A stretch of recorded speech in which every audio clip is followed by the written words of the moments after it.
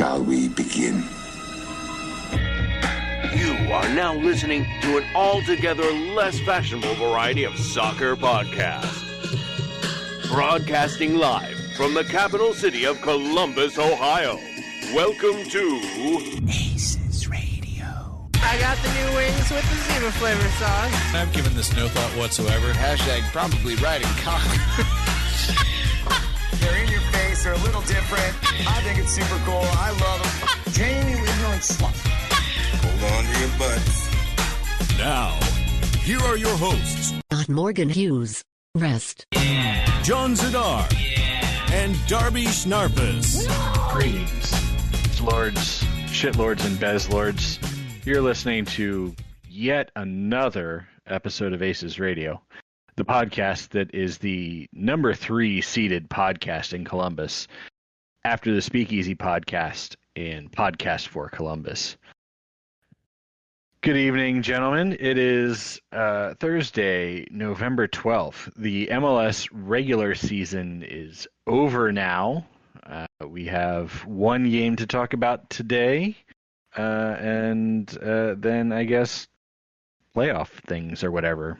But before we get into the meat and what's that word? Potatoes, I think is the word I'm looking for here. Of crew nonsense, let's see how everybody's doing. Brent Miller, you dirty son of a bitch, how the hell are you? I'm doing pretty good. Got this Christmas season kicked off to a pretty good start with some eggnog and some decorations. So it's been a good week. We're like 1 minute in, and I already hate you so much. How dare you, sir? So you're in Licking County at the moment. Are you like involuntarily decorating your parents' house or anything? Like, have you tied them up in the basement so that you can have your Christmas way with their abode? Please don't do anything to their abode. No, see, they don't care if the decorations are up. They just won't help put them up. Oh, so you're like the free labor. They're like, yeah, come decorate the house. That sounds great. We don't give a shit, but we'd like for you to do it. Yeah, I mean, that's pretty much how it goes. I mean, that's pretty much why people have kids, I think, if we're entirely honest about that. All right. Anything else exciting going on in your life other than you single-handedly causing Christmas holiday creep to be a thing? No, other than that, life is pretty boring. All right. Well, cool. Thanks for joining us. We'll see you next week, Brent. John, how are things going with you? Oh, just fine, Darby. I am doing not a whole lot outside of working my new job, which I may no longer have next week, apparently, it sounds like. So who knows what's going on with that. Oh, listen, John. If we don't all get our act together, Mike DeWine is going to start writing firmly worded letters and sending them out, and you don't want any part of that. Fran, from what I hear, is incredibly disappointed with Ohioans, all except her children, who continue having grandbabies for them at a prodigious rate. They just shot out another one this week, from what I understand. But yeah, restaurants and bars are getting the stink eye here if things don't turn around. Have you heard anything? Like, is your business worried about it?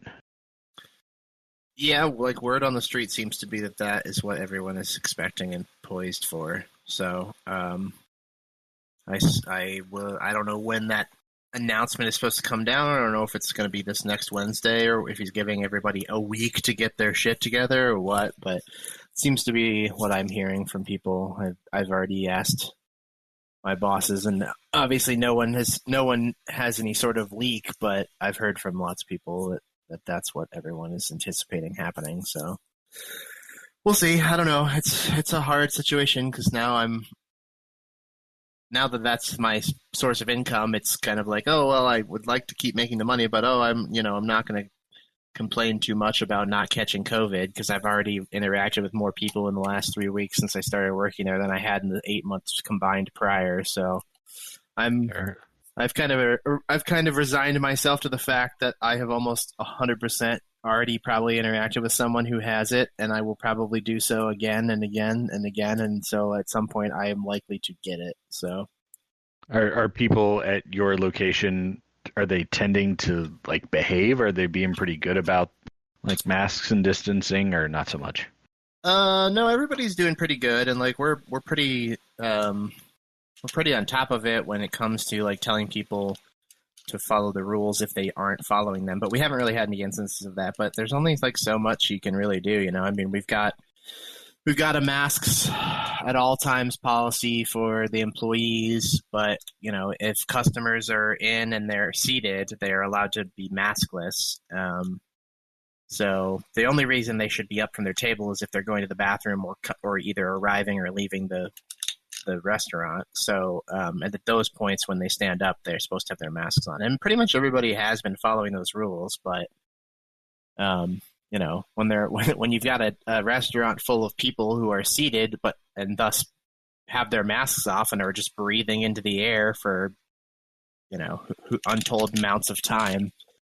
Especially with the weather now getting cold and us being forced to close the doors to the patio, that cuts down on air ventilation. So, you know, I don't know. We'll see what happens. But, okay. Well, please don't die. I will say that. I would appreciate that.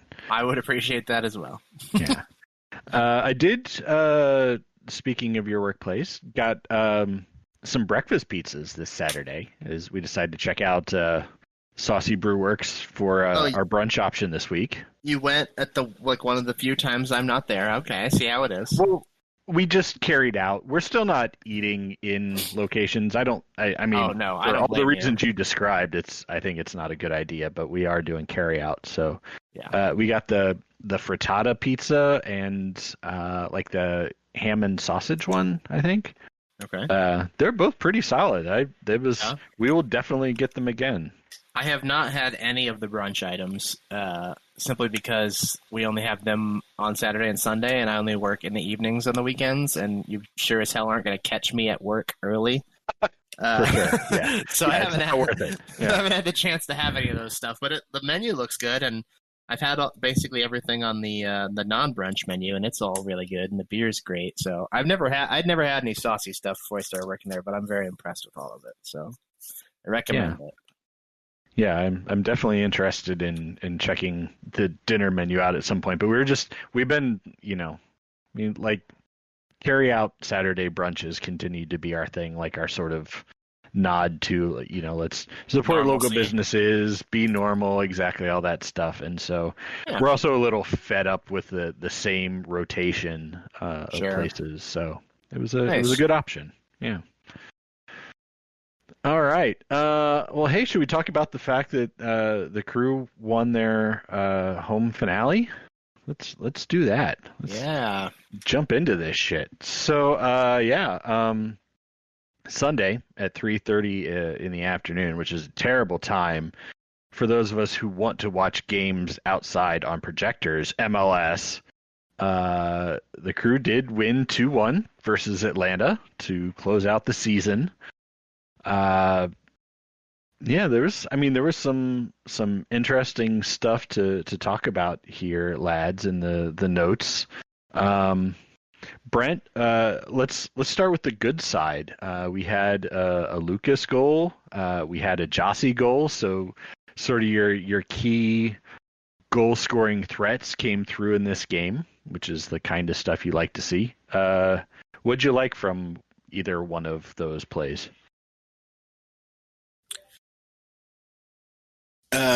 I mean, that Lucas goal, that involved everybody in the team, right? I mean, started in the back and through a series of, I think the analysis showed like 23 passes. Like they worked the ball up the field in a fairly quick but not sloppy manner, and it looked good. It was fun to watch. Yeah, absolutely. I mean, that ball pinged all over the place in the course of those 23 passes. The sort of the end sequence was Pedro popping a ball towards Jossie, who chested it directly into the path of Valenzuela, who then got it to Lucas inside the box, which I feel like we almost never see is ground passes that aren't crosses that wind up inside the box, but just a perfect sequence to the point that Lucas was one-on-one with the keeper, despite the fact that Atlanta was back on defense, and he just kind of chipped it over the 927-year-old leg of Brad Guzan for the goal. Yeah, that one was a lot of fun to watch. Like that's exactly the kind of sequence that you want to see from this team, and it's really gratifying to see that. Yeah, all the pieces are there. They just have to string them all together. Jossie's goal was one of those just great individual efforts. I think he took it from a not particularly good angle. Like that was the shot that Diaz has been taking all season and can't get it in. But Jossie just, I think didn't he go lucky. 5-hole? It was a lot of luck. It went through both the defender and the goalie's legs. Yeah. Yeah. So, I mean, but I appreciate the fact that, Jossie's such a selfless guy that every once in a while I do appreciate him saying like, nah, I'm going to take this and I'm going to make shit happen. 'Cause he dribbled quite a while to get that shot set up. So yeah, like the offense was great in that. There were a couple of not so great things that happened in the game. Pedro Santos took a shot that was maybe the worst shot he's ever taken. Brent, would you describe for the audience the nonsense that happened in that context? I wish I could, but I actually didn't see that part. I didn't get home until how dare you? A little bit after the second half started. So okay, well, let me set it up for you here, my friend. Derek Etienne was breaking away and basically was one-on-one with a defender, kind of running right up the middle of the field, and Pedro trailing him on the right. And he gets to a point where I think you're kind of on the edge of the 18-yard box, and he's like, okay, it's time to make the decision here. Etienne lays it off to Pedro, who then is, of course, completely open because the center back is committed to Etienne. And despite being on the right side of Etienne, Pedro, because apparently his right foot has just been amputated at this point, decides that he's going to left foot the shot. And from, I don't know, maybe 10 yards out, just skies the shit out of the ball. Just like it should have been a tap in, and instead he sent it into the stratosphere. Because Sanch gonna Sanch, and the concept of not having an off foot is somehow something that's allowed in soccer, and this still blows my mind. This was the thing I was bitching about on Twitter. Like, I get there's absolutely such a thing as a dominant foot, much in the way that there's such a thing as a dominant hand. But if you are a professional soccer player, you should be adequate at worst with your off foot, and maybe like good but not great. If you just wind up taking bad shots because you absolutely cannot do anything with your off foot, get the fuck out of here. That's nonsense. John, you're a professional goal scorer. You've scored literally thousands of goals with your off foot. Why is Pedro Santos the worst? Yeah, Drabs, as a goal baby, I do score a lot of goals with both feet and with, what is commonly referred to as my third foot. And, no, I agree. I mean, I feel like we used to have the same kind of conversation with Justin Merrim. You're a professional soccer player. If one of your 2 feet is completely useless, I'm not really sure what you're doing with your life, but you should probably give up those hobbies and start spending extra time on the practice field working on that other foot. Like, that was literally something that I took upon myself to do when I was in high school, so I don't know why these pros can't spend a few extra minutes every day, like taking shots or taking free kicks or receiving and dishing out passes or whatever you need to do to like get your other foot up to speed. Obviously, you're always going to still have a dominant, but you're a professional soccer player. Like let's go. Let's get with the program here. Especially in a system where there's a value placed on being able to be an inverted winger and like having to cut inside, and that's going to tend to mean that if you're a left-footed guy playing on the right side and doing the inverted thing, you're going to have to use your right foot sometimes. You're just gonna. And if you can't do that, then you're not really all that helpful. John, get out there with your third foot and show Pedro how to shoot. I mean, if you can do it with 3 feet, he could certainly do it with 2. Listen, Darby, I don't want to make Pedro feel more insecure than he already is by showing him my third foot, okay? So. All right, fine. Another trash thing that happened in this game was another penalty kick goal being given up. That is actually, for those of you who are keeping score at home, the Crew have allowed 5 penalty kicks since the beginning of October. In the industry, they call that not good.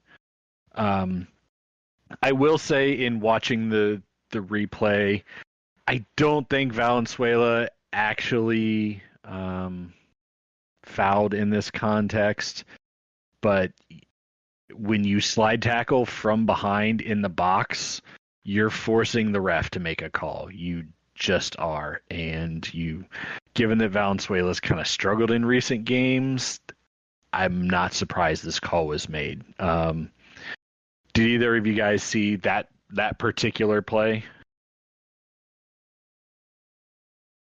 I did see it. I think that everything you said makes sense to me. I don't know if he did foul or he didn't. I'd have to watch it again. Because like I said, I only saw the highlights of this game. I missed most of it while it was happening live. But, like you said, you come in from behind, the guy's in the box, and everybody's going full speed. It doesn't take a lot to knock a guy down when they're running at full speed, especially with the ball, especially when they know they're in the box and that they can potentially draw a PK. And I just think it was an unnecessarily dangerous tackle that, another example of poor defensive play put him in a position where he had no choice but to make that tackle, really. So I don't think I have any issue with it, really. Yeah, and frankly, earlier in the game, there was nearly another PK where Room had to come out and clean up a mess for the defense and collided with an attacker. That one got reviewed and called not a foul, but that's really good because I don't like it when my team gives up easy goal scoring opportunities. I prefer when they don't do that. Especially going into the playoffs where, games literally hinge on singular instances. Those kinds of things. I really hope something that they focus on is playing clean defense in the box moving forward. Because those are the kinds of plays that turn, wins into ties and ties into losses. So I guess do better is what I'm saying. Yeah. But, I mean, it was shut out other than the penalty kicks that they allowed. So good for you guys. Yay! What I would like to talk about now, though, is a player for Atlanta by the last name of Escobar acting like a complete idiot. Brent, was this did you see this lovely little sequence of things that happened? Oh, yeah. Yeah, I did. You did. That was. Okay. Do you want me to describe it? Yeah, go for it. Or were you? I want to hear. I want to make sure that I wasn't hallucinating how bad this entire sequence was. I don't think you could have over exaggerated how bad it was. So Escobar got a red card for a fairly dangerous foul that he committed on the field. It was a second yellow? I thought that was a straight red. No, it was a second yellow. Yeah. Either way, I mean... But he was sent off. Yeah. He was sent off. And rather than walking toward the locker room, he cuts back over toward the crew bench, gets in the face of a strength and conditioning coach. Federico Pizzuto. Yeah. Yep, they start jawing at each other, and then he shoves him and knocks him over. Mm-hmm. And then in the ensuing little scuffle that happened between the benches, Escobar starts walking back onto the field for some reason, still not going toward the locker room. And then eventually did get mad, and he took his shirt off, which is yet another thing you're not allowed to do in the soccers. And he did eventually go to the locker room. And then at the end of the game, once it was like fully over, he came back out. He returned to the field again, where he was still not allowed to be. And just like for so many reasons, it does incidentally appear. So it was a second yellow leading to red. The second yellow is listed as dissent, though, which is interesting because I thought he got the second yellow for a series of 4 fouls that he did in the run up into the point where play stopped. So I only watched the highlights again, obviously. He definitely fouled those people. I don't particularly think any of the fouls that he committed were yellow card worthy, but he got the yellow because when he fouled Nagby, he got up and immediately started charging towards the ref, running his mouth. Yeah, I mean, I just assumed that since he was already playing on a yellow and he fouled one player and then he followed Nagby and he fouled Nagby like 3 times in a row, that eventually it was just, I mean, basically. If he just committed the fouls and then gotten up and got walked off to get set for the free kick, I think he'd have been fine. But there's the fact that he leapt up and angrily yelled at and charged towards the ref. I think that got him. It was his behavior that got him the yellow.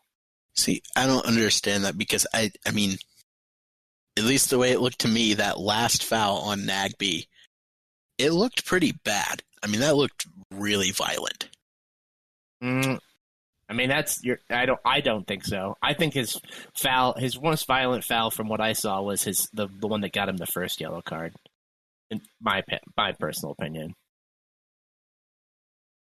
Yeah, I mean, I thought the fouls were pretty rough, and just the sequence essentially, he was, just infringing enough on a repeated basis. I didn't they weren't great fouls; they were definitely all fouls. But also, Mr. Escobar, Franco Escobar, hopped on Twitter then and tweeted the following, and I quote, "My attitude was not good after seeing the red card, but it is difficult not to react when someone from the opposing team makes fun of you for being eliminated. Thumbs up emoji." End quote. To which hordes of Atlanta United fans basically applauded him for his passion and his enthusiasm and his fire. And of course, Crew fans basically told him to get fucked. It's bad enough when you do it on the field. When you come back to Twitter and then you're like, he made fun of me. Get the fuck out of here with that.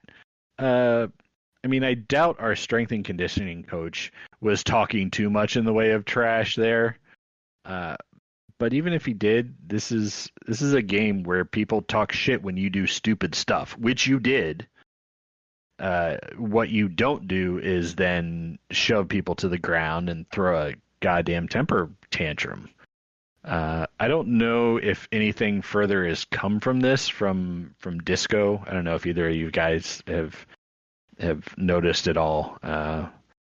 And some people have said it's the last game of the season, so any punishment won't really carry over with him. He might be leaving MLS, but I'm pretty sure suspensions follow you in FIFA. So wherever he goes, he's going to have to deal with this somehow. Well, as one of the people that said that, I don't think MLS is going to come down on him too hard. They've never.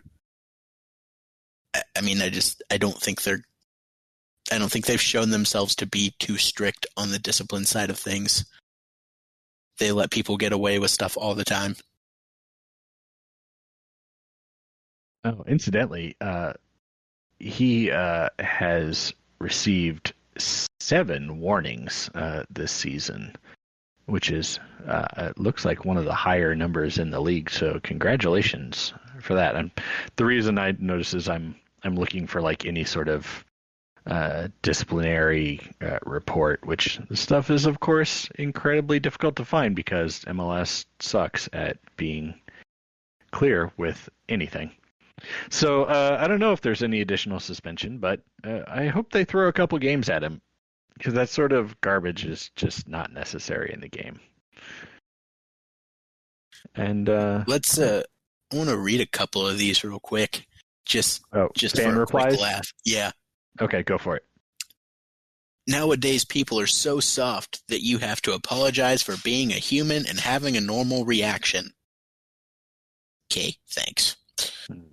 Let's see. There were 3 really good ones. Franco, you owe no one an apology. Be you, and Atlanta will continue to love you. You're a huge part of who UTD is. Looking forward to wearing your number to more games next year. And the last one, tell them sorry Fs to win some before talking shit to a champion, but love the passion. Let's get back to top next season. Like, what on earth is wrong with these people?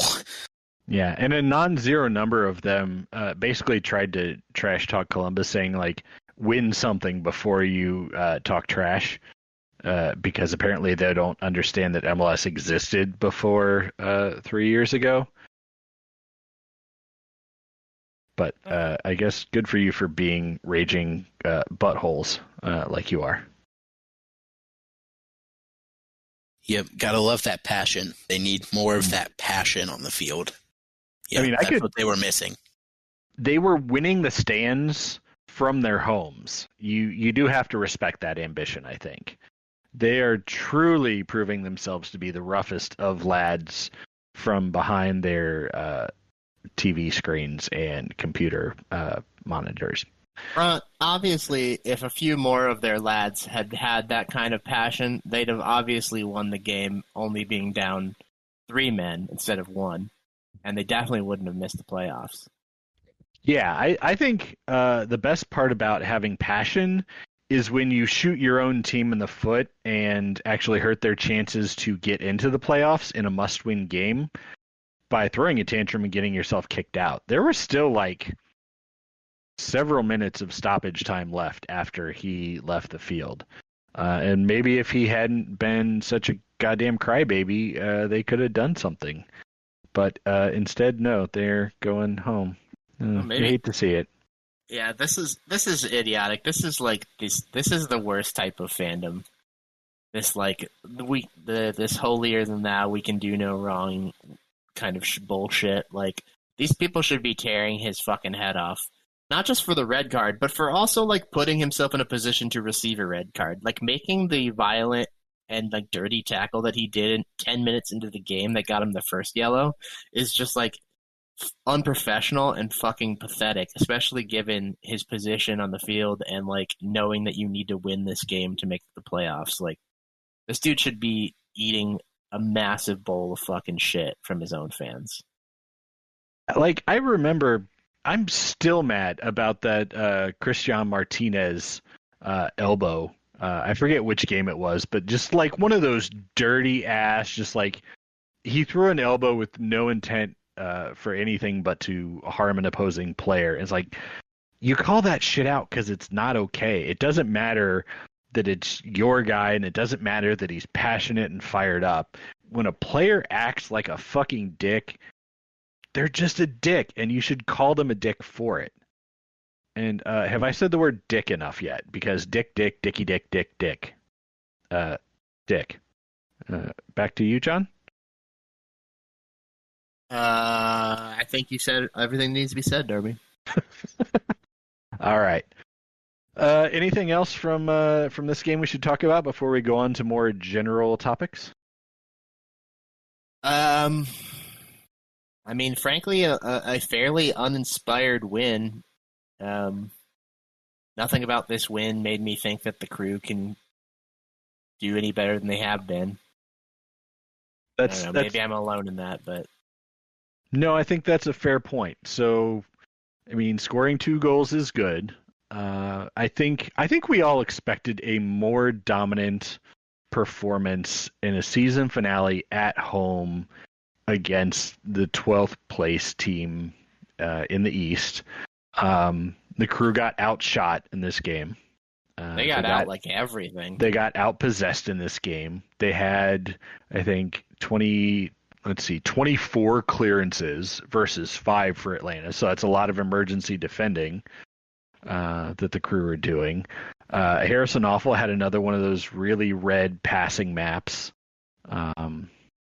It was not great. I mean, Josh Williams came back, and that was lovely.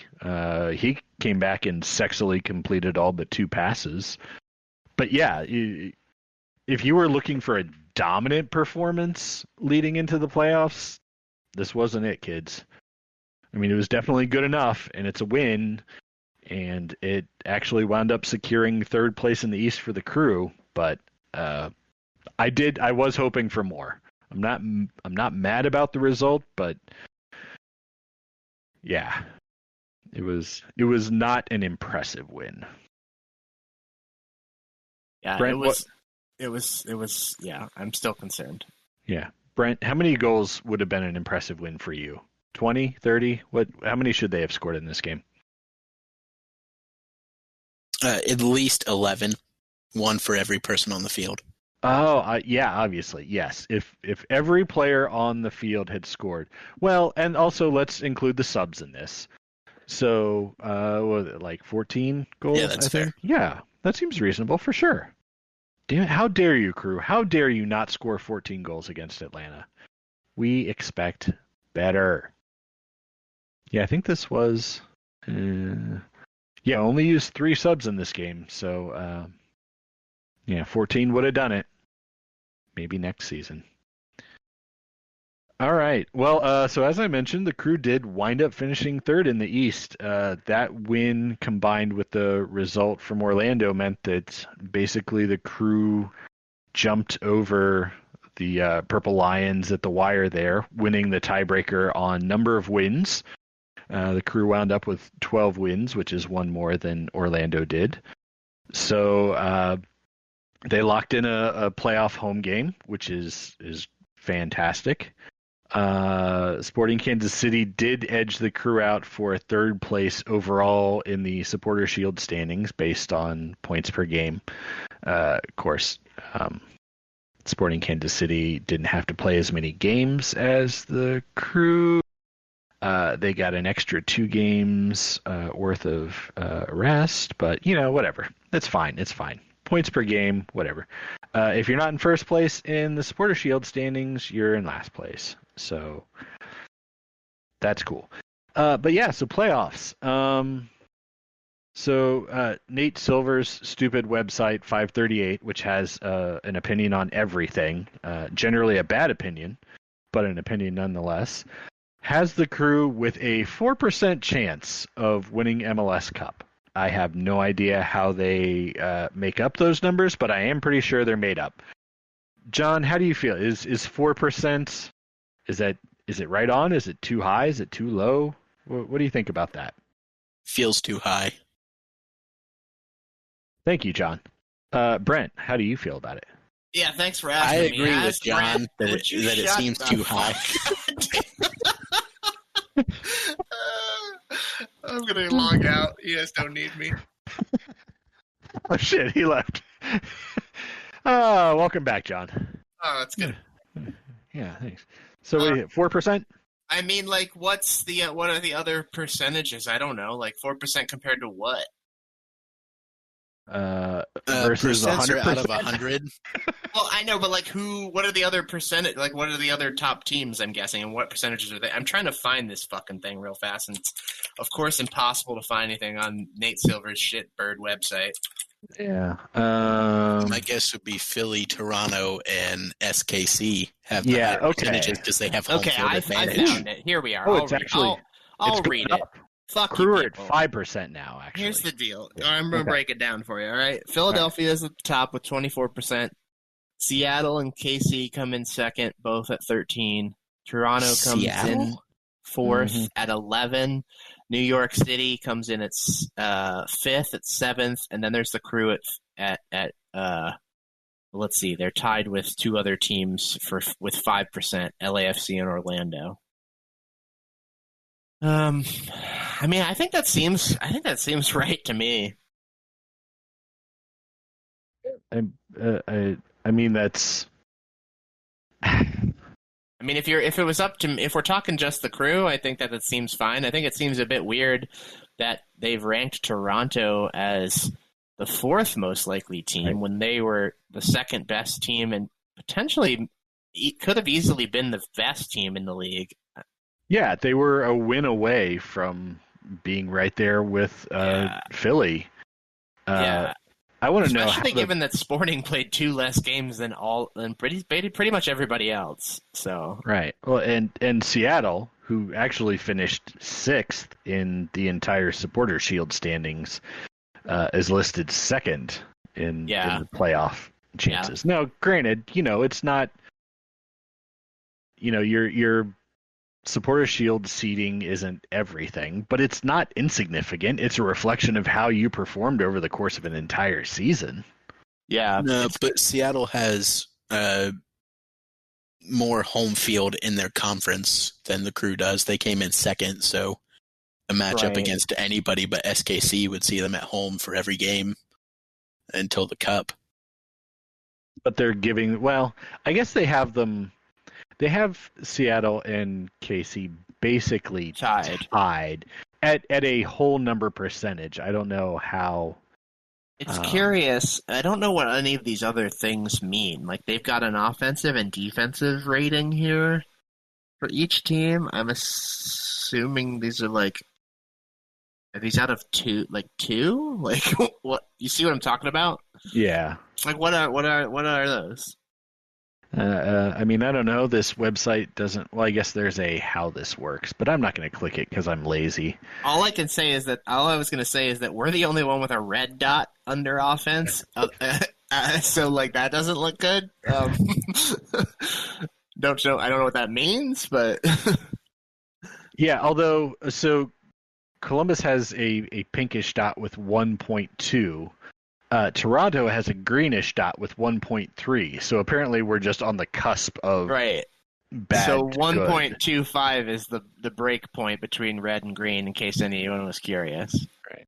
I mean, it must be offensive output because LAFC has a 1.8, and it's like bright ass green. Well, as you'd expect from any place with data like this, there is absolutely zero key or explanation of how this works. Yeah. Oh, great. Well, this is how Nate Silver makes his money, is he makes predictions and always gives himself some arcane sort of formula.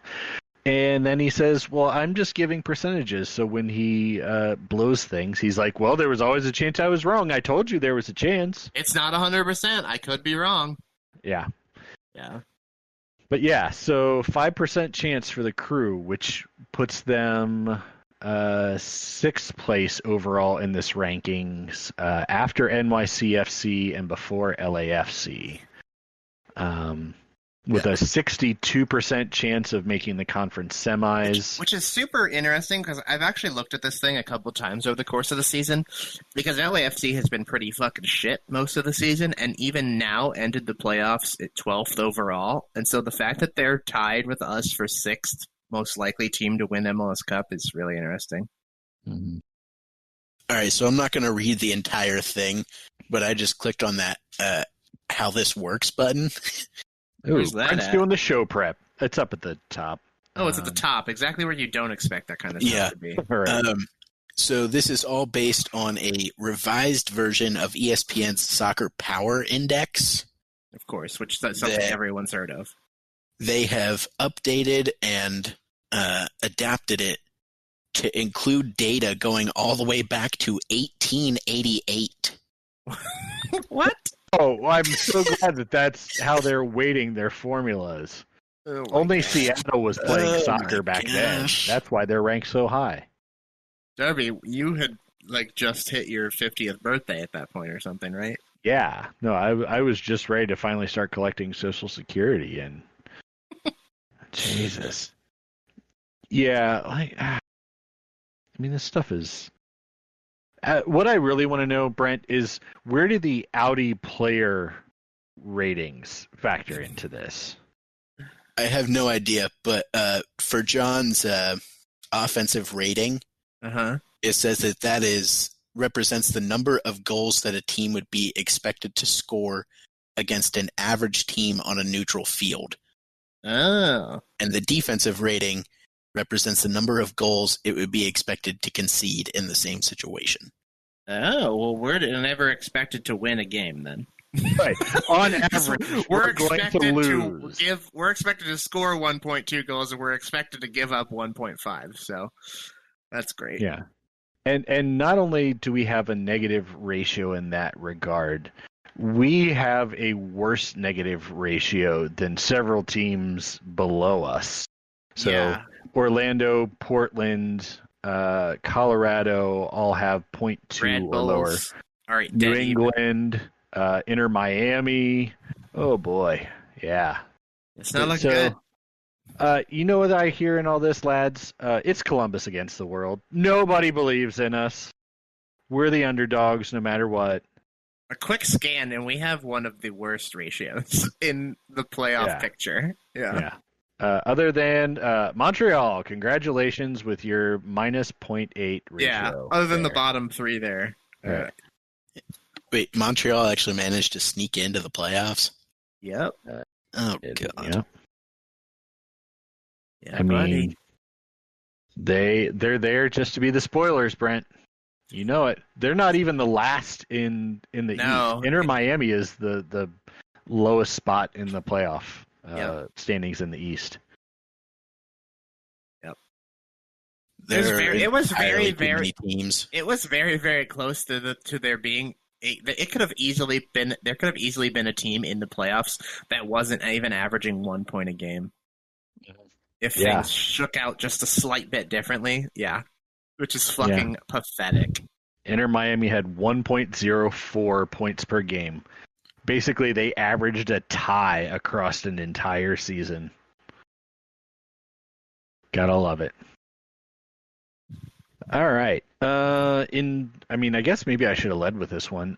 Congratulations to the Philadelphia Union, by the way, winning their first ever supporter shield while also defending our democracy at the same time. Big shout out to Philadelphia there. They only lost 4 times this season, guys. And guess what? 2 of those were to Columbus Crew. Yeah, shocking as that is. Right. They weren't the prettiest of wins for Columbus, but Columbus beat Philly both times they played. Now, granted, they were both in Columbus, and that won't happen in the playoffs. But still, that feels like that's got to be a good mental advantage. If you do have to go on the road, being able to say, we knocked off the eventual Supporter Shield winners twice and handed them 50% of their losses during the regular season. I mean, that's not saying nothing. Yeah, unfortunately, we did both of those games at home field for us. So,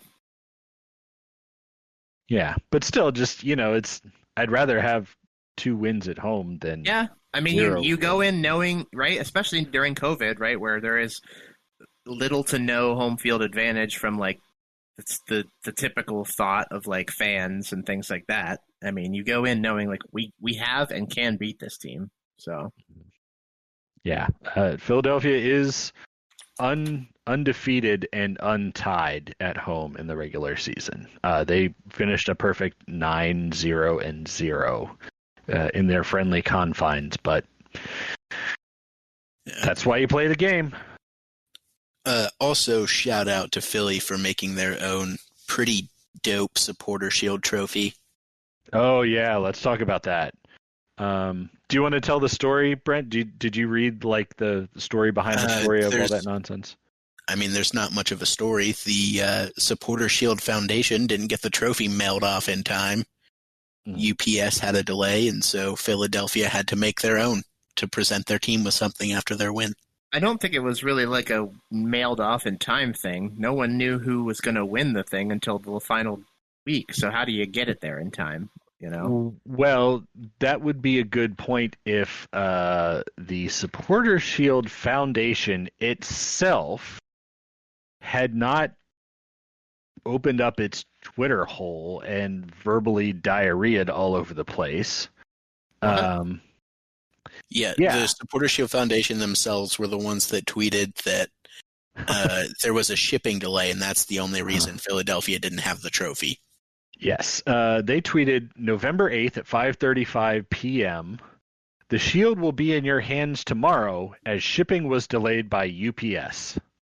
I still don't understand. Like, if we didn't know who was going to win the shield until literally the final game of the season, how could they possibly have known to mail it to Philadelphia? I mean, I don't know. Because isn't the trophy presentation at the end, at the conclusion of the final game, when it's revealed who has won the thing? Or did they do a different trophy presentation like the day after the final season, the regular season ends? I just don't get it. Like, yeah, I mean, frankly, I don't know. I have not been present for a Supporter Shield awarding, but what I know is the Supporter Shield Foundation admitted that there was a delay and blamed it on somebody else. So clearly, it was supposed to get there in a more timely fashion. I don't know if maybe they were since. Fucking Toronto. I don't know where Toronto was playing for their final game, actually. Toronto was on the road to Red Bulls. Okay, so it's in New York. So, in theory, they could have shipped it to somewhere on the East Coast and been able to get it to one stadium or the other pretty quickly. Like, those are both 3:30 games. So, again, maybe even if you don't get it at the stadium, they probably could have gotten it to him that night. But yeah, no, the Supporter Shield Foundation didn't get it, self-admittedly did not get it to where it needed to be on time, and then blamed the shipping provider. Yay, Supporter Shield Foundation. Good job, you. Okay, so what ended up happening with the trophy that didn't arrive on time? Yeah.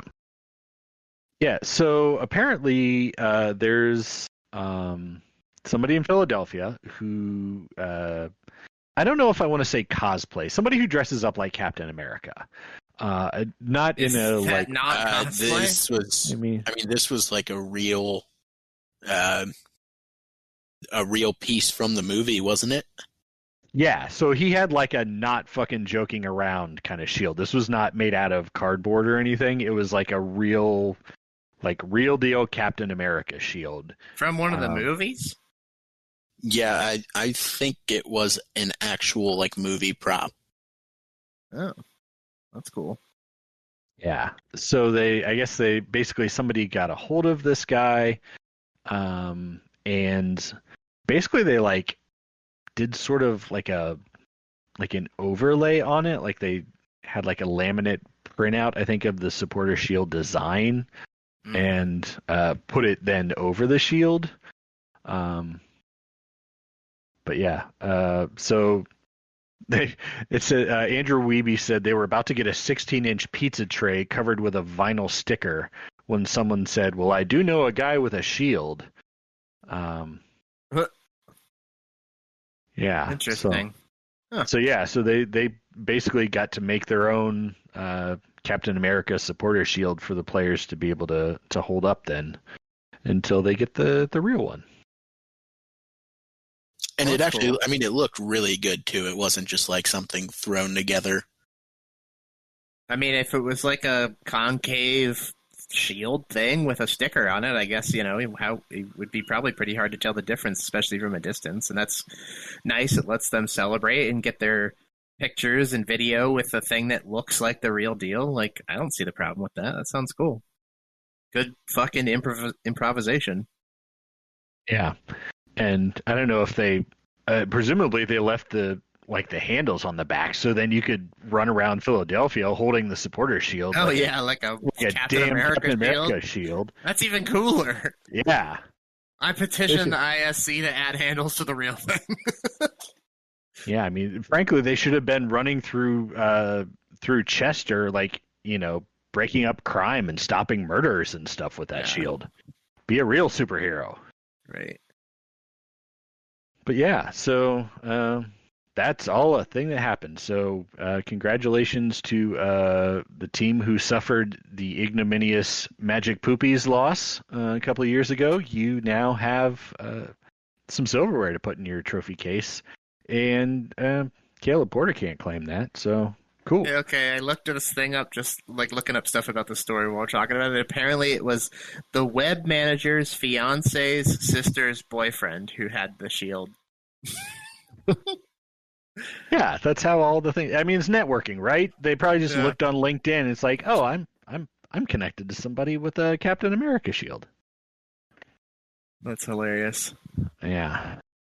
All right. One other piece of news that just came out the other day.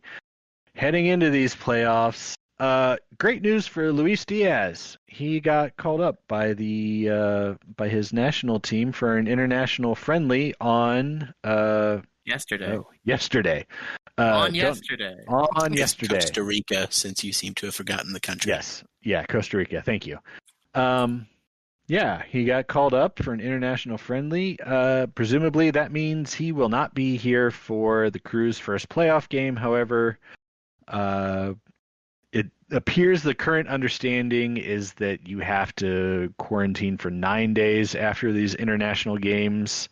So he's probably not going to be able to make it for the Crew's first round game. Which would presumably give an opportunity for Etienne and also Boateng to be the guys in that position. So great news for him. Kind of crappy timing on our side, but you can't be mad. I mean, he's 22 years old, I think. Yeah, he's a young lad. Yeah, so I mean, you got to get those opportunities when you can. Yeah, and as disappointing as that is, to be quite honest, he didn't score at all this season, and he only contributed 3 assists. So it's not like we're missing out on somebody that's been really a huge offensive weapon. As disappointing as that is, he was doing things that just weren't showing up on the score sheet. You know how it is. Oh, okay. They weren't showing up in the win column either, I guess. Oh my God, I don't know how he comes. I back love from Luis Diaz. Just to be clear, I love Luis Diaz. I am a little confused about their protocols, though, as far as the league goes. I don't know if you guys saw this, but I was reading a coach's comments about another player in the league and how he won't have to quarantine after his international games because he's already had COVID this year. With what we know about reinfection being possible, how is that that doesn't seem very an exemption? Smart. Oh yeah, absolutely. There was a legislator here in Ohio who just tested positive for the coronavirus for the second time. So yeah, it's absolutely a thing that reinfection is a thing that exists, and just because you tested positive once previously doesn't mean you're going to have long-term immunity. Right. So yeah, I'm not sure, and I remember it was wasn't it Rudiaz for Seattle who that was the call? That was the name that came to mind, but I couldn't remember for sure. Yeah. Well, Brent, MLS needs to maximize whatever rules exist in order to ensure that Seattle has the best possible playoff run. And they're just not going to not have Rudiaz play. Okay. Yeah. I don't know. This league never does anything correctly, so who's surprised? Yeah. I also Which have no is why idea. it's weird that other people count on them to do the right thing when it comes to player suspensions. Right. Mhm. And what the hell's going to happen, incidentally, when some team has 2 positive COVID tests during the playoffs? Because it's got to happen at some point. And there's you can't reschedule in the playoffs.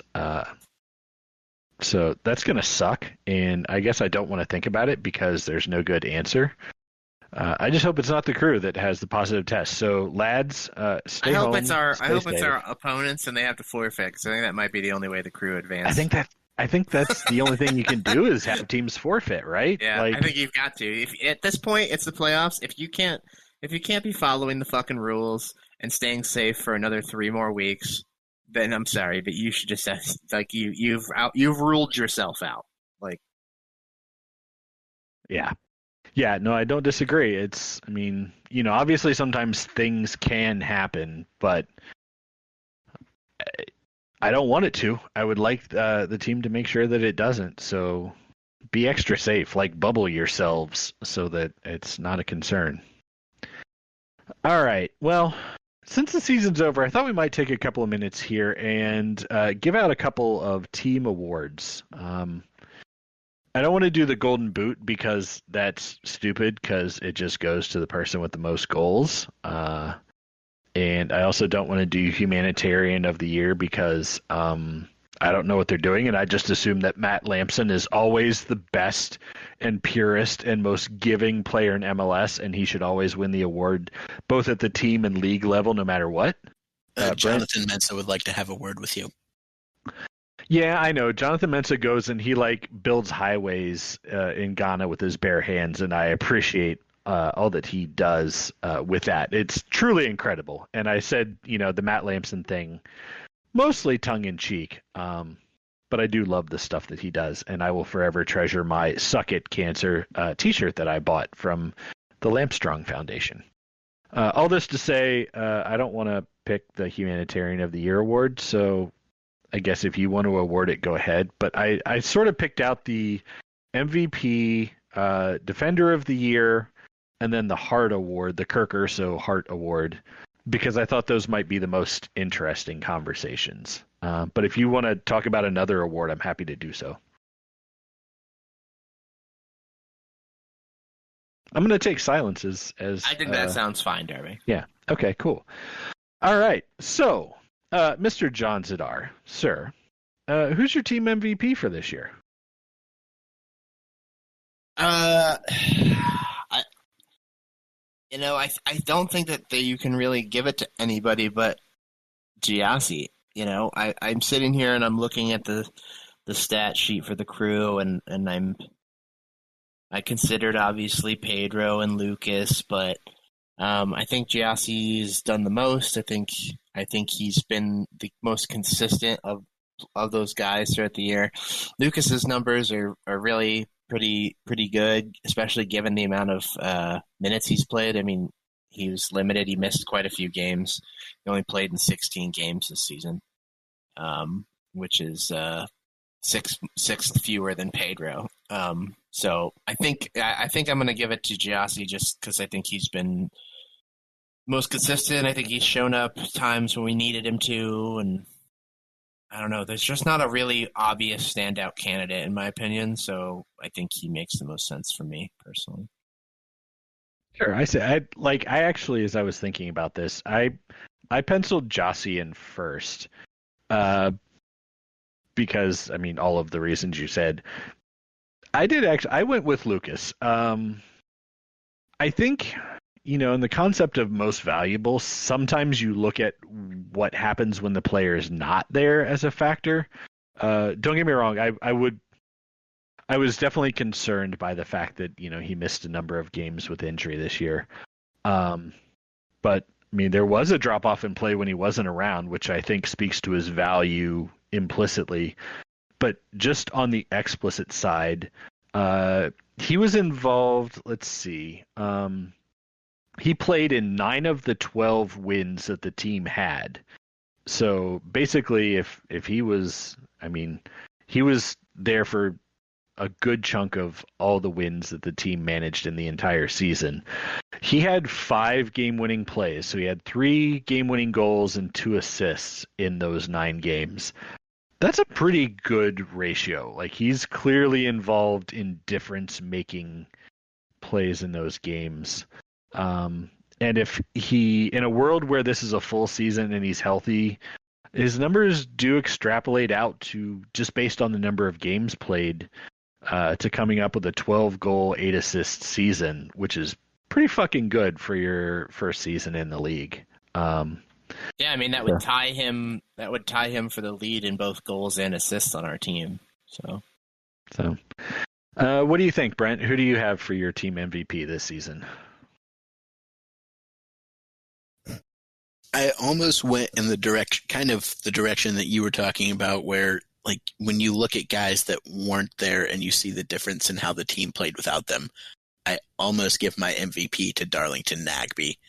I mean, you see how easily we lose the midfield when he's not there, how easily we get dispossessed when he's not the one making all those 140 passes in a game or whatever that stupid number was. But I think it's hard to give an award like that to a guy that missed as much time as he did. And Jossie was there for all but 3 games this season, and putting in just a ton of work, getting himself in good positions all year. And you definitely see the drop off from starter to sub at that position as well. So I think the team MVP has to be Jossie. 2 votes for Jossie, 1 vote for Lucas. In either case, attacking players, difference makers on the field. We're right. I mean, I'm more right than the 2 of you are, but you were pretty right in that pick. It's a real shame that the defense has fallen apart the way it has, because if it hadn't, well, not only would we potentially be looking at a different picture going into the playoffs, but I think that the easiest answer would at that point then have been Jonathan Mensah. Yeah, I think, and we'll transition into Defender of the Year next. Certainly, if there hadn't been that drop-off, you could say Mensah for all 3 of these awards, and not many people are gonna argue with it. But so, Brent, let's start with you this time around. Who's your Defender of the Year? I mean, even with the little bit of a drop-off in the last few games where he's just made some really head-scratching decisions, it's still Jonathan Mensah by a mile. I mean, there's nobody even close to what he did on the defensive side of the field. Sure. John, who you got? Yeah, I was a little tempted to give it to Valenzuela, but Mensah played every single game. He's had a few missteps in this last end of the season, and I'm curious at this point basically how much of that is chalked up to exhaustion. I mean, he has not just played every single game, he started every single game, and he's the only person on the roster to have done both of those things. So I think that the guy's allowed to make a few errors here and there, as unfortunate as those errors may have turned out to be. I think he's the only obvious answer. Harrison Offal obviously has had plenty of problems throughout the season. Valenzuela, I thought, was mostly good this season, contributed a handful of assists, but he sat out, also a handful of games. And then, the other center back was kind of a rotating thing, so nobody there is a candidate. So Mensah is really the only answer. Room, I think, also missed too many games. I don't know if he counts as defender, but I think he's missed too many games for me as well. Yeah, I'm going with Mensah also. I did struggle a little bit, with how his play dropped off at the end of the season. I desperately wish that Caleb Porter would have made even some vague attempt to do some rotation there. I feel like he didn't need to play every minute of every game in the season, but he did. Yeah, the other center back position, nobody clearly won it head and shoulders above the other. Awful, no. Valenzuela also had a drop off for me late in the season. I guess if you considered Nagby a defender or Artur a defender in this context, maybe you could do that. But I was really thinking back line, and yeah, Room did some amazing things, but he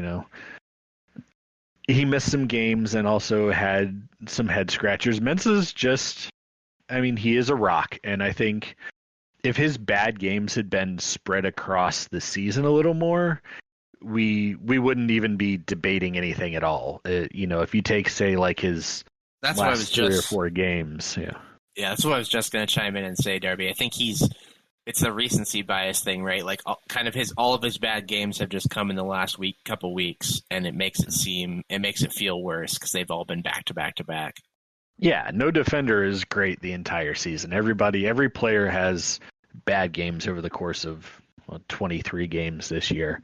So yeah, if it's spread out a little more, we probably don't even think about it. Just to be clear, we played 23 games. He played and started every minute of all 23 games.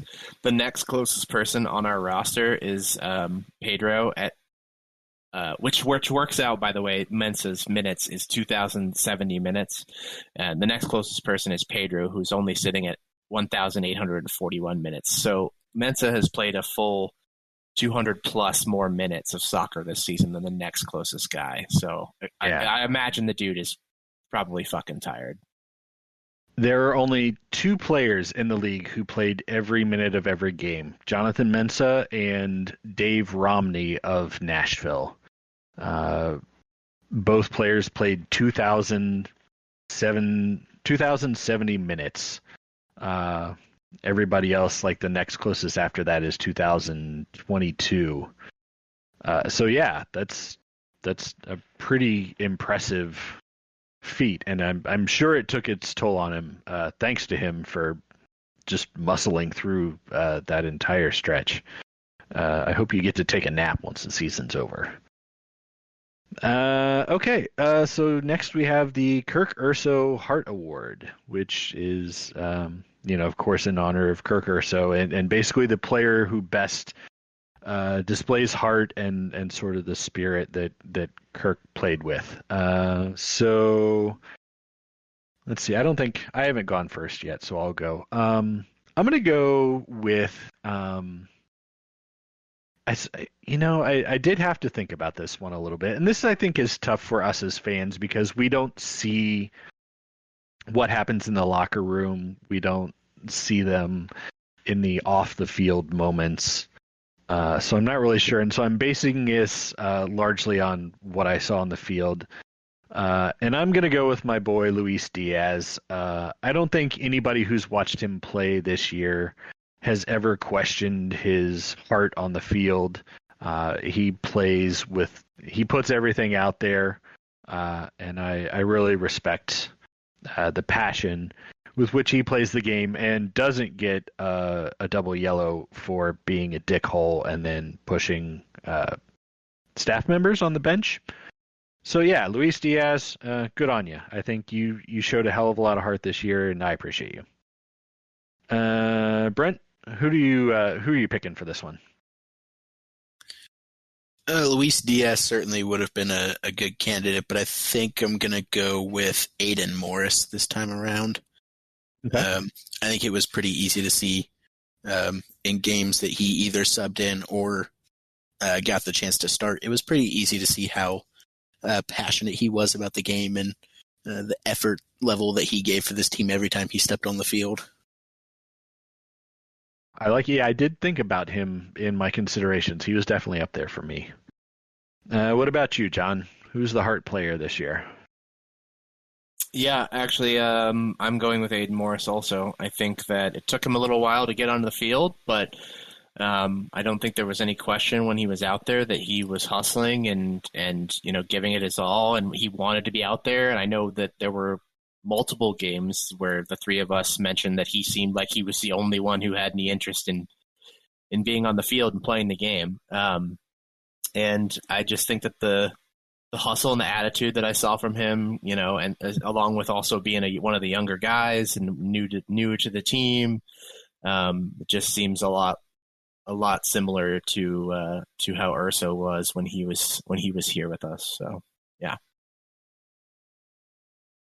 All right. Yeah. So I mean, I don't remember. I think they might wait until the playoffs are over before they actually announce the team award winners. Like in 2018, they didn't announce it until November 19th. Whereas last year they announced it October 18th. So between the playoffs and this being a weird ass season, who knows when it'll happen? But obviously, the front office and the team is going to be looking to us, ACES Radio, for guidance in this matter. So you're welcome. And yeah. Okay, lads. Anything else, just sort of generally soccer related here before we get into our questions of the week? I don't think so. All right. Nope. So this week, we do have a number of questions that were submitted by our listeners. First of all, how dare you for listening? Second of all, how dare you for following our Twitter account? And third of all, how dare you for interacting with us? But since you did, we're going to answer your questions. First question this week comes to us from Eric, Tony Hogan Lad Party, who asks, what is the coolest thing any crew player does in the off season? John, why don't you take this one? What's the coolest thing you think a crew player does? Are we just supposed to make this up? Unless you have any insight into what they do in the off season. I mean, if you do, I would love to hear it. The coolest thing.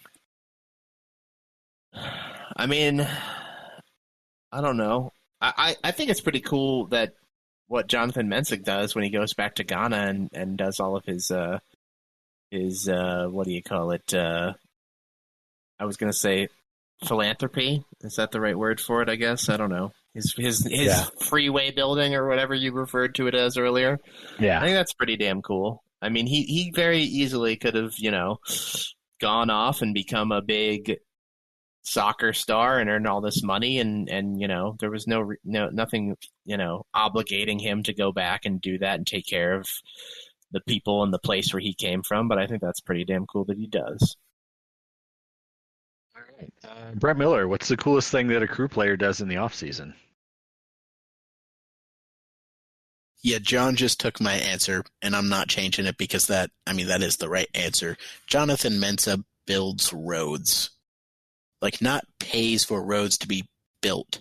He actually goes back to Ghana and builds roads himself. He lays down the asphalt and rolls it flat with his big old dick.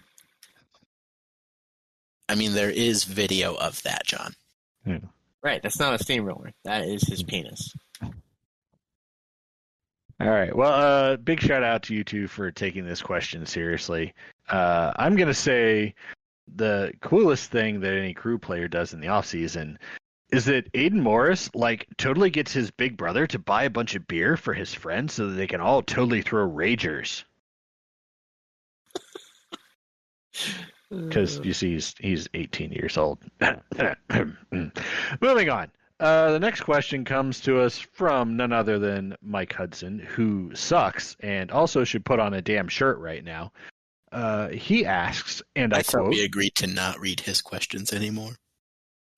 I mean, probably, but I'm gonna anyway because why not? Which MLS player or manager would be most likely to get busted for betting on games? Brent Miller, your thoughts on this one? As a baseballman, you know about all the illegal betting that goes on in baseball, so you should have some insight here. Come back to me in just a minute. Okay, that's fine. John, do you want to tackle this one? Yeah, let's be real here, okay? Shitbag's gonna shitbag, so obviously it's gonna be Kai Kamara. Oh, that's a good one. Is he throwing the game? Is he betting on his own games? Yeah, he probably had a pretty penny on the PK debacle game, and he didn't actually want to take the PK or whatever. I don't know, something like that. Okay. For me, I'm going to say this is a tie between every manager and every player that FC Cincinnati has ever had, because they should always bet against themselves, given every opportunity. They could make so much fucking bank. Brent, are you done figuring out your answer to this question yet? It's not like the question's been on the show notes for an entire day or anything. You actually expect me to read those ahead of time? Yes, I do. How dare you? All right. Well, I mean, the answer is Ben Olsen. This dude, he just looks like the kind of guy that's into one of those really shady... Ben Olsen isn't a player or a coach. He was for a majority of the season, John. He still counts. Yeah, isn't he still associated with DC United? Didn't we talk about that? Does this say which MLS player or manager or associated human?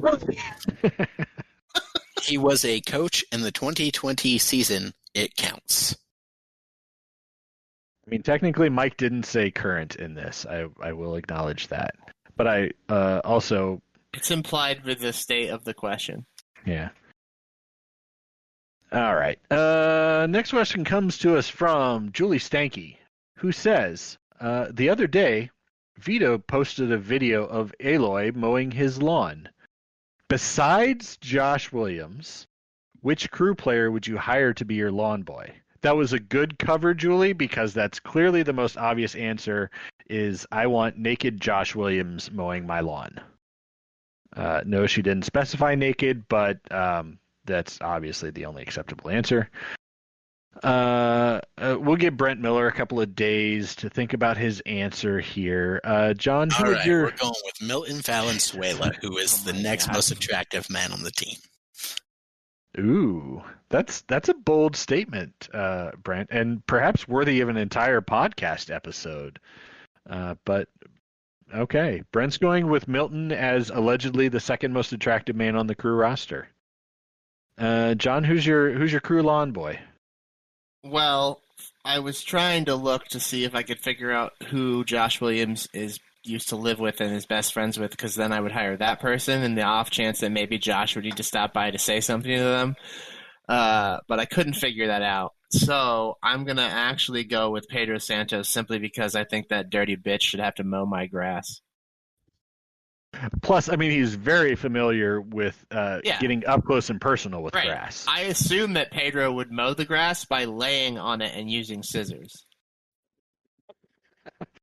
All right. I'm going to pick one that I know is going to piss off Brent Miller, and that's actually part of the reason I'm doing it. I'm going with John Kempen, who is listed on the Columbus Crew roster. How dare you, Brent Miller, before you say anything. John Kempen would actually just eat the grass with that giant-ass mouth of his. He'd be my personal goat, keeping my yard clean and tidied up.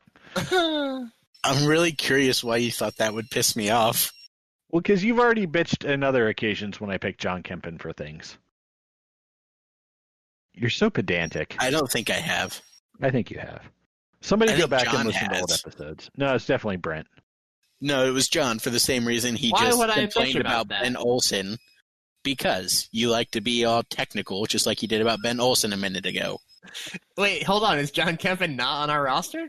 I mean, he's loaned out technically to. Yeah, but he's San still Diego. ours. We own him. Yeah, he's listed on the roster page. So yeah, we own him. Yeah. Yeah. That counts. That's fine.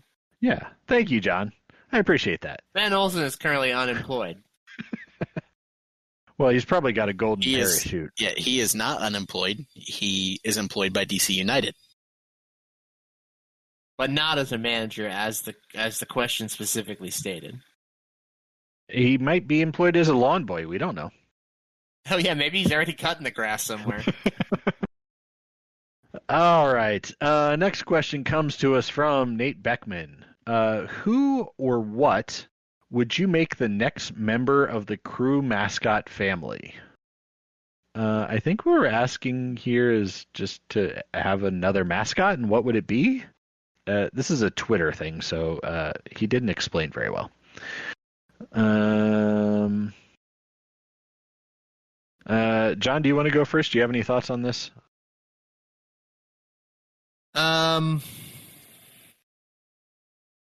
mean, Crew Cat has had a child, and that means that there is a baby mama out there somewhere, or a baby daddy. I guess we don't know the gender of Crew Cat. So I think it just makes sense for there to be the other cat, right? Yeah, shit. How? I've never thought about that. There's got to be another. Yeah, like he didn't senior crank crew that thing cat out on his own. Like, yeah. Oh, I like that. yeah. Brent, who should be added to the mascot family here in Crew fandom?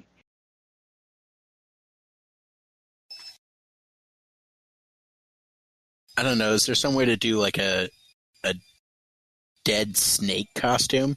Because that would be pretty dope. It could be like a toy for Crew Cat to play with. The snake is specifically dead. Yes. Yes. Oh, God. I love it. That's actually pretty close because I was going to say like a giant pinata of Anthony Precourt that the two cats beat the shit out of every time, but that's too close. That's funny because that was my inspiration for that. Okay. What else could we have? I got one. You've got another one? Okay, go for it. Yeah. We could have a yellow canary cat costume. Ooh. A canary or a finch? No, I said canary. I said what I said. Nobody says finches. Nobody. It's not a thing. Stop trying to make it be a thing. It's not a thing. It's definitely not. Oh shit. God, I still need. I'm gonna say.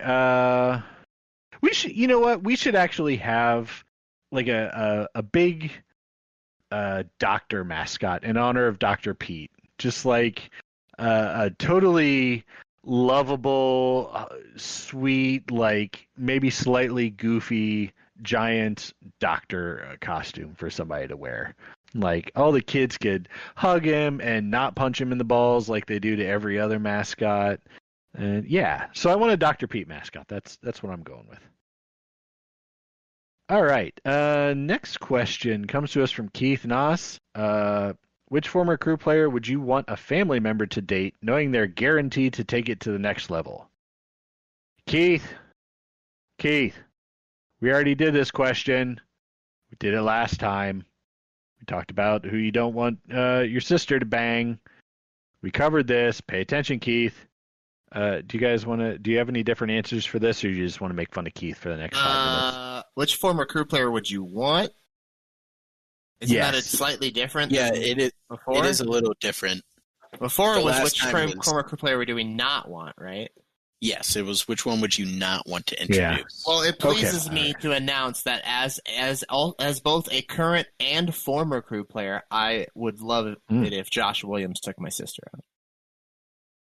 Ooh, yeah, technically he is a former crew player. Oh shit. Yeah, damn. I mean, I want somebody in my family to date Guillermo just because I want Guillermo at all my family functions from now until the end of time. Brent, who do you want? Who would you want your family to date?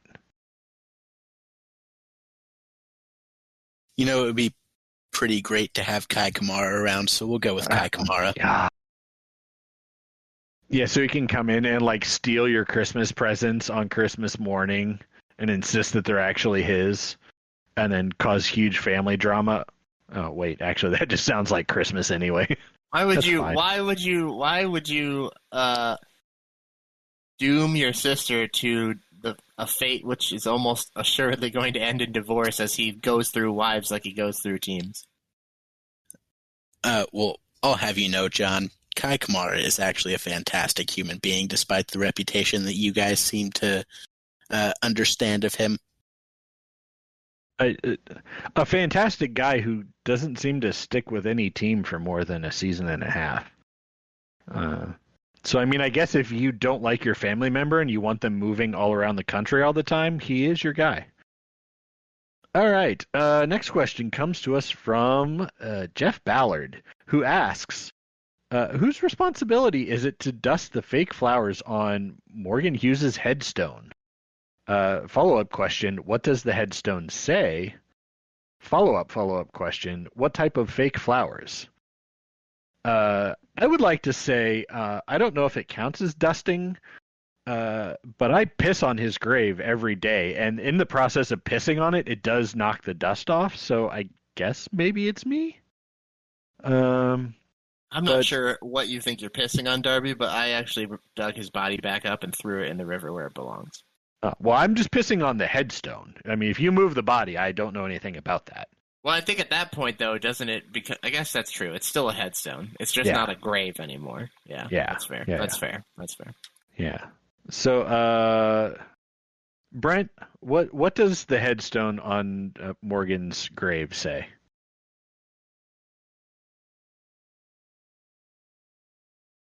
It says, "Here lies Morgan, a man who was known for his love of waffles, smelled bad, and was bad with kids." Wait, it says a man? How did that typo get past the editors? That's a great question. I'm not really sure. I mean, we didn't pay them very much for this headstone, so can't expect a whole lot of quality. Exactly. You can't expect a whole lot of quality from that. That's true. Yeah, I mean, we basically just we gave just some random guy on the street a chisel and $5 and said, I don't know, fucking write something on there, and that's what we got. Yeah. John, what type of fake flowers did we put on there? Like I said, I was mostly concerned with digging him back up before the gravekeeper wandered past, so I didn't notice what flowers they were when I tossed them off into the dark. That's fair. Yeah. So it was in the river, you said? Is that? Yeah. Yes. Yeah. So he's probably gone. It's been weeks. Yeah. He probably washed ashore in Cincinnati would be my guess. Where all the corpses of soccer-related things in Ohio eventually end up. All right. Next question comes to us from AJ, who asks, how would you describe our center backs individually as sandwiches? We have 4 center backs on the roster. Why don't we each just pick one and say what sandwich they are? Brent, do you want to jump on this one? You can pick the player, or you can pick the sandwich. All right, I'm going to start with Jonathan Mensah. And Jonathan Mensah is pastrami on rye. At first, didn't like it. But, after a few times, it gradually grew on me. Right. John, who's your center back sandwich of choice?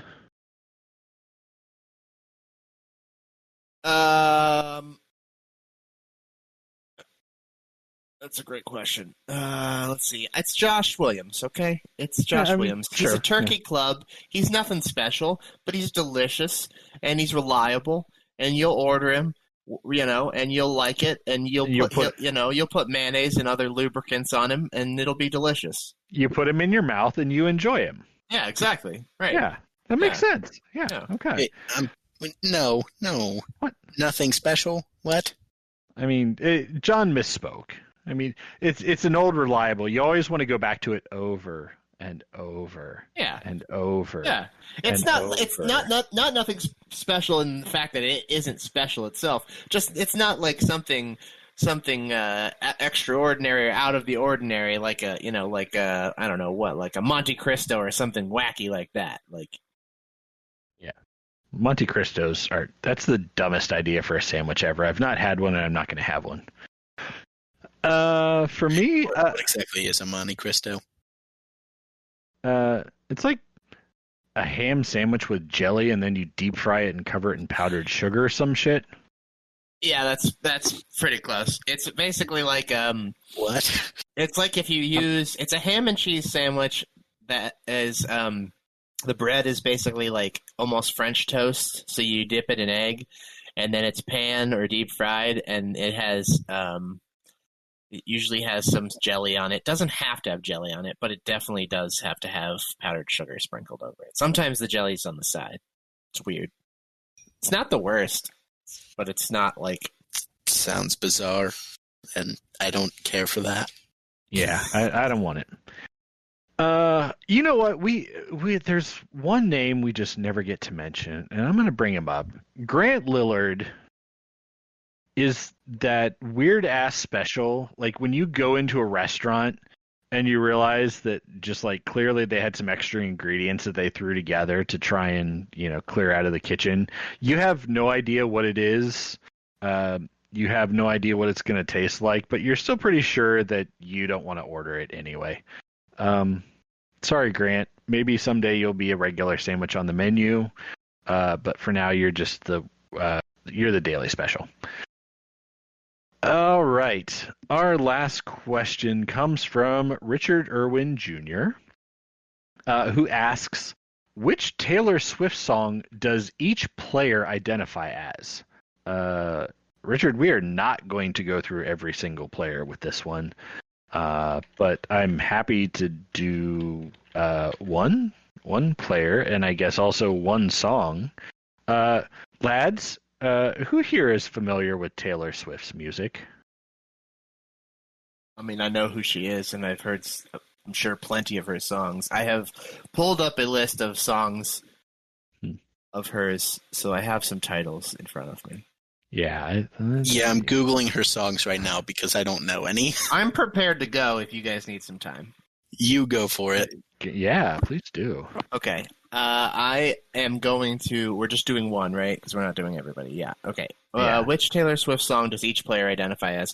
Now, I don't know if this is intended to be like, what song do I think that player would identify themselves as, or who I identify with each song. But I'm going to go ahead and do that second one, and I identify Pedro Santos, whatever the hell you want to call him, with Taylor Swift's hit track off the 1989 album from the year 2014. And the track is called Blank Space, because that is often what we may as well be fielding in Pedro's spot.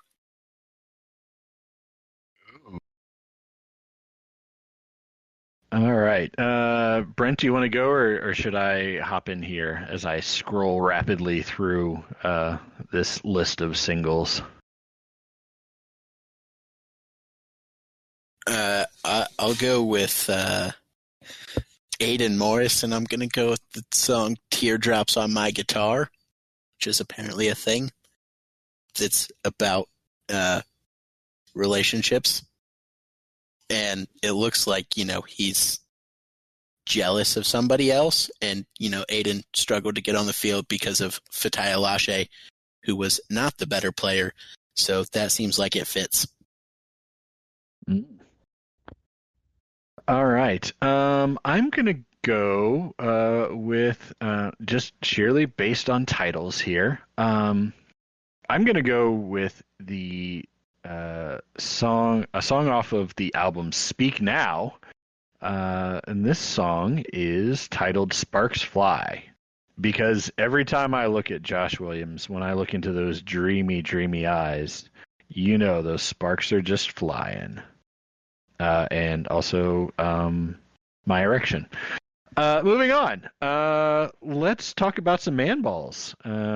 Everybody here has two, and everybody here wants to give them away. So, this week, John, who is getting your man balls? I'm going to go ahead and give one man ball to the Philadelphia Union.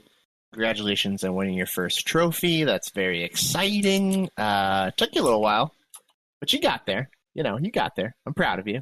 It's good. Always fun when a team wins their first trophy. I'm not begrudging them. Also, Philadelphia was one of the few teams, I feel like, who came in as an expansion team and weren't just immediately fucking intolerable cunts about everything. So, I have no problem celebrating their first victory here.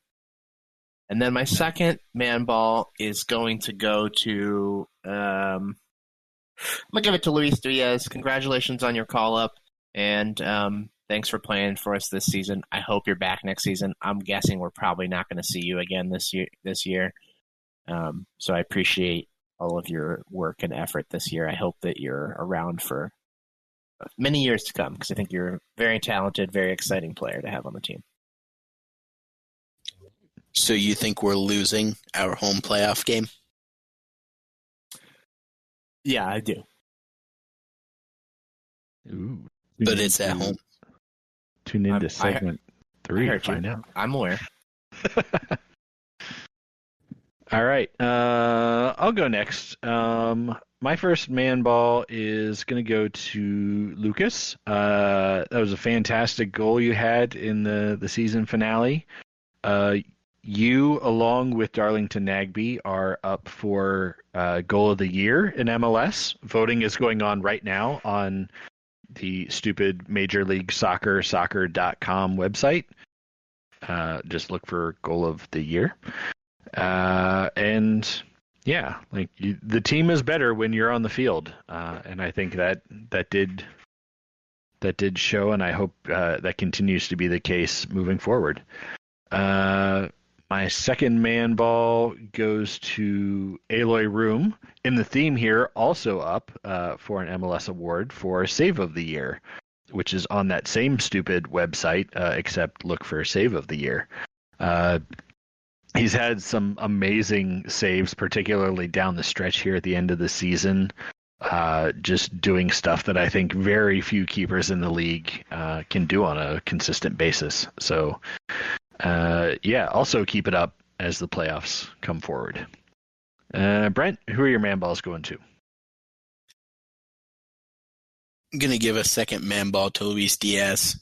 Congrats on that call-up. That's pretty cool, especially for what we say he is 22. So take that opportunity while you got it. Awesome. Second man ball will go to Jonathan Mensah. Congratulations on playing your 100th game in a crew uniform. That's a pretty cool milestone to have hit, and especially on your way to hopefully 100 more, as you just got that contract extension a couple weeks ago. So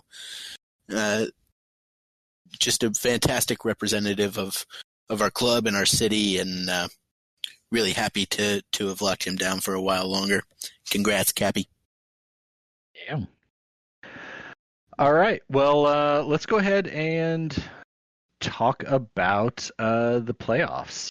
So, that date is wrong in the notes, but we have a playoff game coming up against New York Red Bull. Red Bull or Red Bulls? I don't know how. It's actually Red Bull New York, Darby. Red Bull New York, yeah. Okay. Against the New Jersey Red Bullshitters. The Red Bulls are the 6th seed in the East during these playoffs. They finished the regular season 9-5, and of course this will be a home game for the Columbus Crew as the 3rd seed. They have won the right to host in this round. Brent, what should we expect in this game? This is what is the 21st, Saturday the 21st at 3 p.m. is the date and time.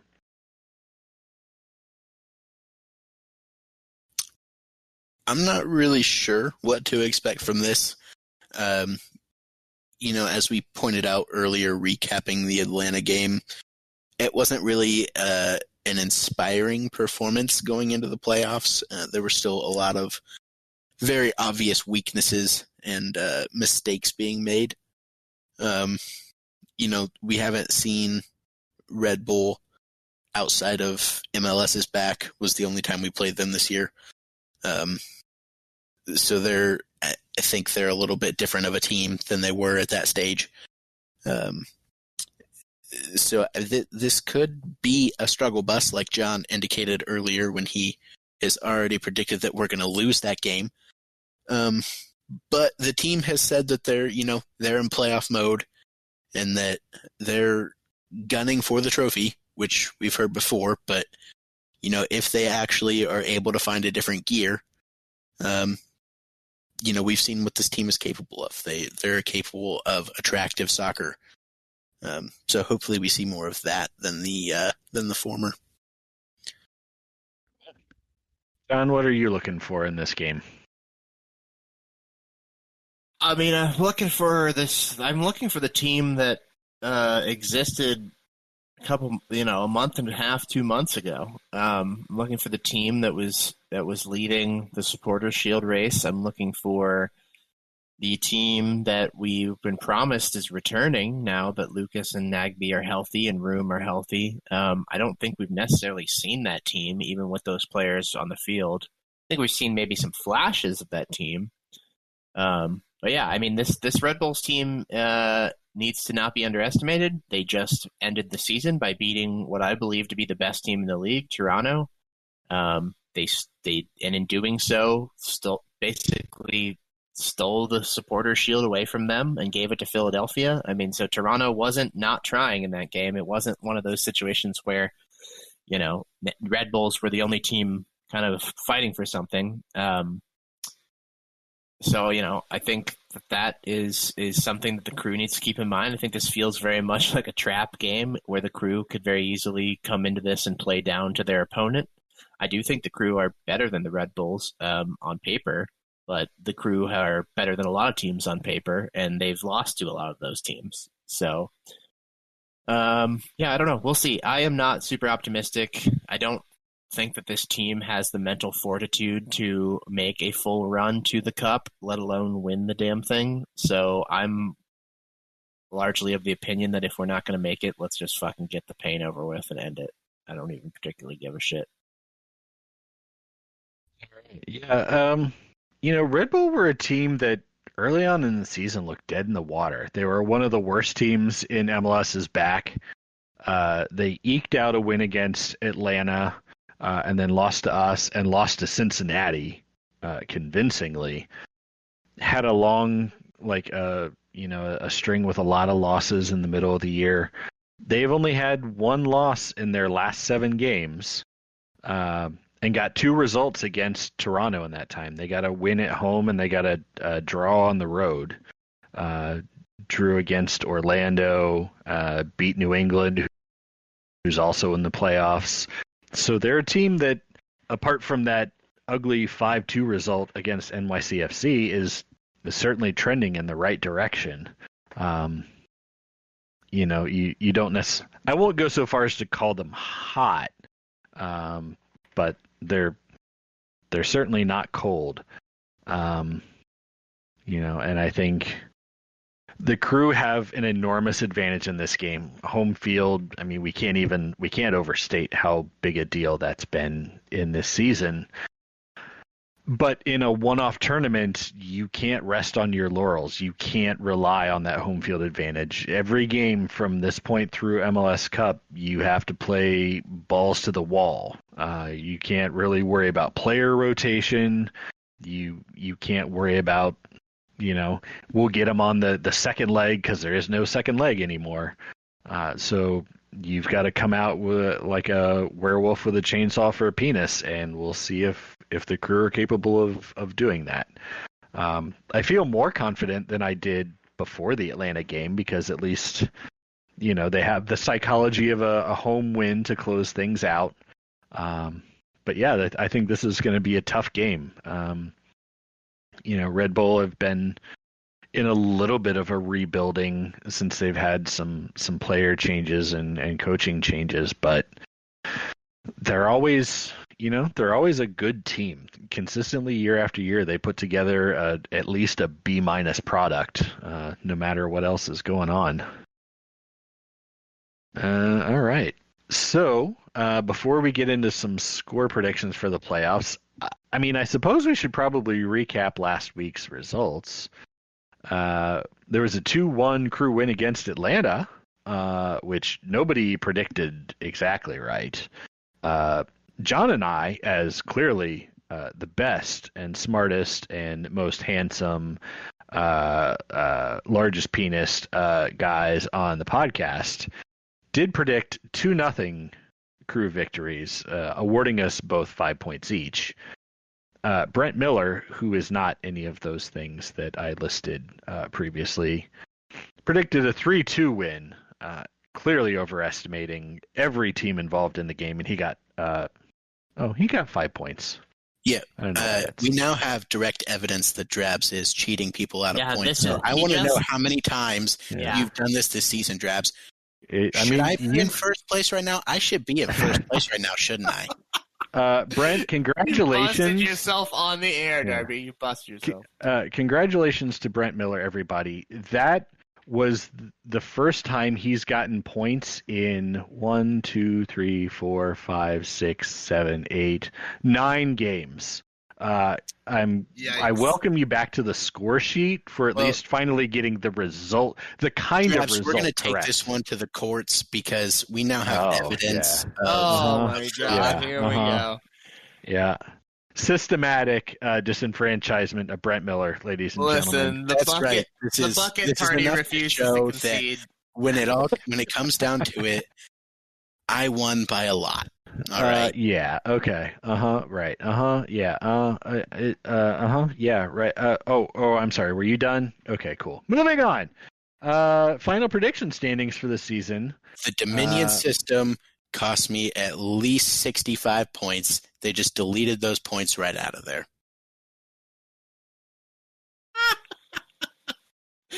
You were the one working the polls. You were clearly cheating the entire time. Oh my God! What a shame! The American people will not stand for this. Oh my gosh! I win the Aces radio score prediction contest. Final standings, everybody.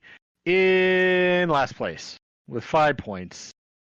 Once the continuing champion, now the winner of the Aces Radio Anthony Precourt Memorial Wooden Spoon Award for predicting soccer game outcomes, Morgan Hughes. In third place. First place. In third place. First place.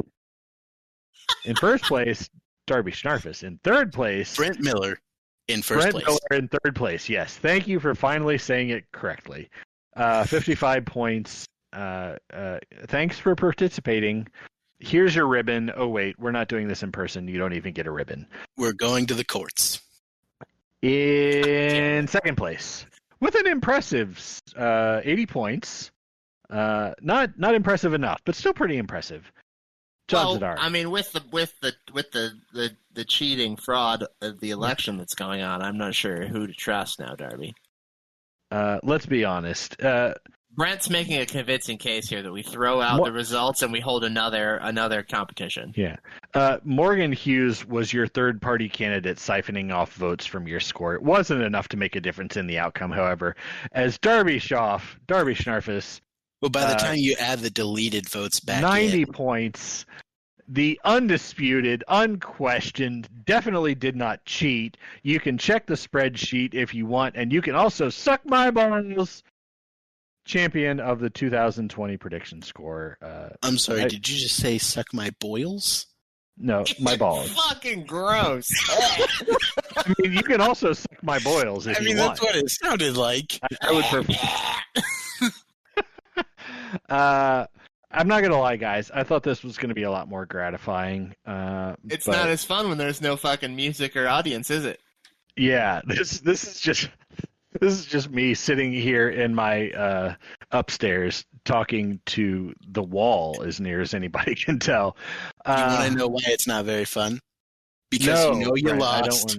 You deleted the deep points. Down, you cheated. Victories where you cheat are not as satisfying. Oh, no. Look what happened. Something happened to Brent's microphone. It's the worst. Brent, you're back. Go ahead and speak. Oh, thank you. He had to steal this. He had to cheat the system, and that's why it doesn't feel like a very good win for him. He knows. And look at him using mainstream media to try to silence you. Holy shit. I think I am going to have to go down to my local trophy store and get myself something nice, I think. I tell you what, I was planning to drive a wooden spoon over to Morgan's house tomorrow, just FYI, if anybody else wants to come along for that trip. I was going to order one on Amazon and have it sent to his house. I already was planning to go to Kroger's tomorrow and buy one and then in Sharpie write "suck it, bitch" or something on it and drive it over to his house. You want to take some waffle makers with you? Yeah, John, I like where your head's at on this. I think we might need to work something out there. Yeah, we could meet up. All right, yeah. Okay, cool. So let's just... Because you know what? Today's also yeah, birthday. Bonus So Aces Radio Man 47. Ball. Yeah, to the oldest person, the oldest dad in crew fandom, Morgan Hughes turned 47 years old today, as John mentioned. What hair he has left is now completely gray. He's fully rocking the dad bod. Pam has left him for a man 20 years younger than him, and left him with the kid, who he gives less affection and attention to than the dog, Steve. Steve, right? Yeah, I think that's his name. Yeah. Happy birthday, you old dirty bastard. Your present will be arriving tomorrow. Wish him a happy birthday all you want, but I don't think we're going to allow that man ball to stick. Well, if it's sticking to Morgan's face, I'm going to allow that ball to stick. Okay? Yeah. Yeah, if you get it sweaty enough, it will definitely stick. Yeah, you got to slap it on there with a little more force next time, Brian. Yeah, you got to sort of lean into it. Just, get some momentum going behind it. All right, should we do some score predictions for the playoff game? Let's do that. John, What's you've the already. Point if you're just going to cheat? Well, it doesn't matter and now, they don't so I count can finally anyways now. Yeah. John, since you already tipped your hand on your what you think the outcome is going to be, give us a score prediction here. Yeah, Darby. I'm going to actually go with a 3-2 crew loss. All right, 3-2 crew loss. Brent, you don't hate the crew. What is your score prediction going to be? I'm going to go with a very bold 3-1 crew victory. Oh, pandering to that Chicago audience. You'll love to hear it. Since now this is a meaningless game, I'm going to predict the most dangerous result in all of soccer. I'm going with a 2-1 crew victory. I think the home field advantage is enough for the lads. Still no shutouts, but I think they pull off the win and move ahead. All right, lads. Wait. So we've allowed the early votes to be counted, but we're cutting off Election Day and not letting people vote on the actual day. This is terrible. I think your metaphor is breaking down. What the fuck are you talking about? I'm talking about these score predictions not counting. They're still score predictions. They should count. What do you want them to count towards? The score prediction contest. It's over. The regular season's over. It always ends at the regular season. That's what I'm saying. This is what a stupid. Casual. You counted the early ballots, but you're not letting people vote the day of the election. Oh my God! He makes a great point, Darby. I think we should probably make this one count. John, why don't for all the marbles? All right, great. I'm glad we all agreed on this, and that I don't have to hear any dissenting opinions. I mean, it's got to go through MLS Cup. Agreed. Darby, don't say anything. Don't say anything if you agree, Darby. Don't say anything if you agree. Okay, thank you. How dare you? No, John. Well, you heard it. That's unanimous. I would like to propose that playoff wins count towards the Supporter Shield standings. Oh, wait. Do you understand how stupid that sounds now, Brent?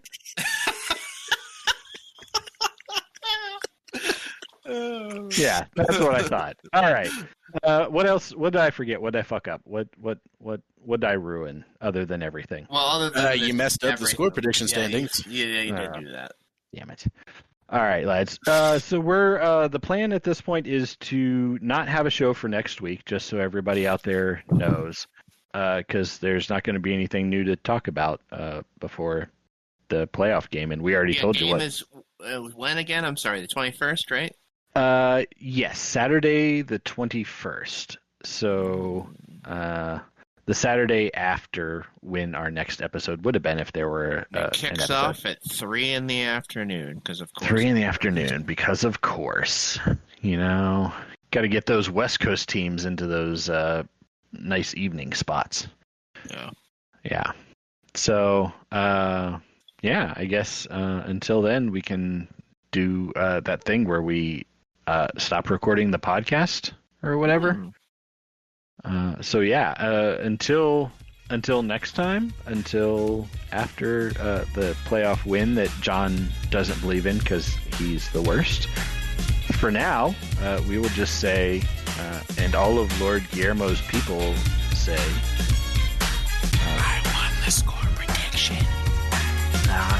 Traps is a cheater. Do a hand recount. You're good at doing things by hand.